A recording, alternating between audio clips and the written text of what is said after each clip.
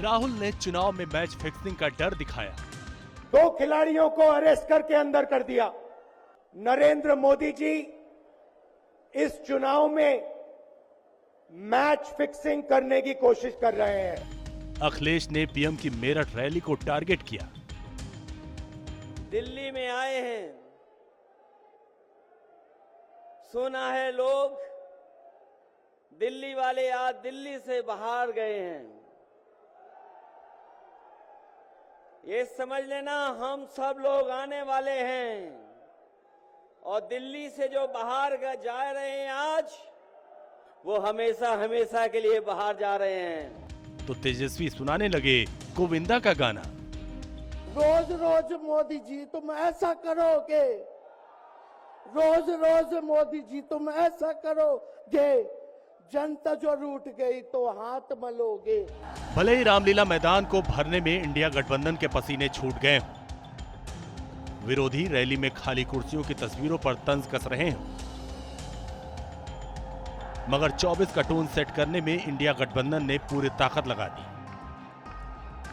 इस बार सीएम केजरीवाल और पूर्व सीएम सोरेन की गिरफ्तारी, इनकम टैक्स के एक्शन के खिलाफ मंच सजा, लोकतंत्र के नाम पर माहौल बना और इंडिया गठबंधन के संयुक्त रैली का सीन बन गया।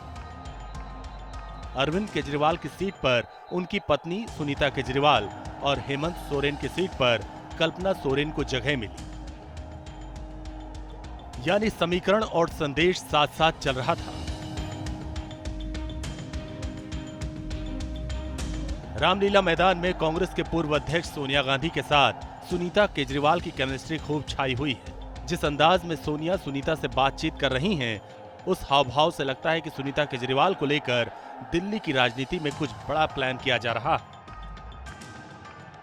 इतना ही नहीं, राहुल भी बीच में आए तो सोनिया ने बात पूरी होने का इशारा कर दिया। इसके बाद सुनीता केजरीवाल को जब भाषण देने की बारी आई तो जज्बात भी छलके और तेवर भी किसी राजनेता की तरह नजर आया। ये बीजेपी वाले ये कह रहे हैं कि केजरीवाल जी जेल में हैं, इन्हें इस्तीफा देना चाहिए। क्या केजरीवाल जी को इस्तीफा देना चाहिए? केजरीवाल जी को इन्होंने गिरफ्तार कर लिया। आपके केजरीवाल शेर है, शेर। करोड़ों लोगों के दिल में बसते हैं केजरीवाल।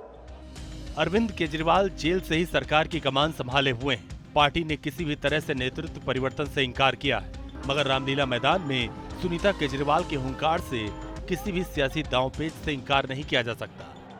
आज आपके अपने केजरीवाल ने ठीक यही अंदाज कल्पना सोरेन के हाव भाव में भी दिखा। भले ही झारखंड में मुख्यमंत्री बदल गए हों, मगर जेएमएम की ओर से जैसे कल्पना ही राष्ट्रीय राजनीति का चेहरा बन गई। भारत में बाबा साहेब जी के संविधान के प्राप्त जितनी भी गारंटियां हैं, उन सभी को एनडीए सरकार के द्वारा उसे नष्ट किया जा रहा है।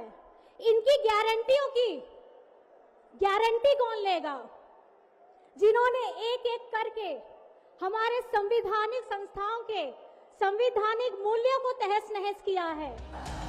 गठबंधन की सभाओं में अभी तक आपने सियासी दिग्गजों की जुगलबंदी कई बार देखी होगी, मगर सुनीता केजरीवाल और कल्पना की एक साथ एंट्री ने इंडिया गठबंधन के दिग्गजों को संदेश देने का बड़ा मौका दे दिया। दोनों अपनी जो बहनें हैं, कल्पना जी हैं, सुनीता जी हैं, आप चिंता मत करो। सिर्फ हम ही नहीं, पूरा अपना देश, हिंदुस्तान आपके साथ में है। देश में जो स्थिति है, मैं दोहराना नहीं चाहूंगा। एक कुछ दिन पहले आशंका थी कि क्या हमारा देश तानाशाही की ओर चल रहा है, लेकिन अब वो आशंका नहीं रही, अब वो सच्चाई है। साफ है, संदेश और समीकरणों को साध कर पूरी तैयारी के साथ 24 के पत्ते बिछाए गए। लोकतंत्र और संविधान को ढाल बनाकर ब्रांड मोदी की हैट्रिक रोकने पर ताल ठोकी गई। खूब जुबानी तीर चले, खूब जज्बात छलके और गारंटी पर गारंटी का वादा हुआ। मगर बीजेपी रामलीला मैदान से हुई हुंकार पर पलटवार कर रही है कि जो गठबंधन भीड़ नहीं जुटा पाया, वो वोट कहां से लाएंगे।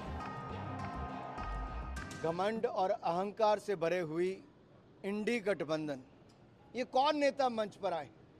देश की जनता को जानना कौन नेता मंच पर है और किस स्थान पर है। तपती गर्मी के साथ ही साथ लोकसभा चुनाव की गर्मी में बढ़ रही है और ये गर्मी चुनाव प्रचार के साथ ही साथ और बढ़ती जाएगी। लेकिन क्या इस शक्ति प्रदर्शन से सुनीता केजरीवाल और कल्पना सोरेन का सियासत में उतरने का रास्ता तैयार हो गया? Team news nation.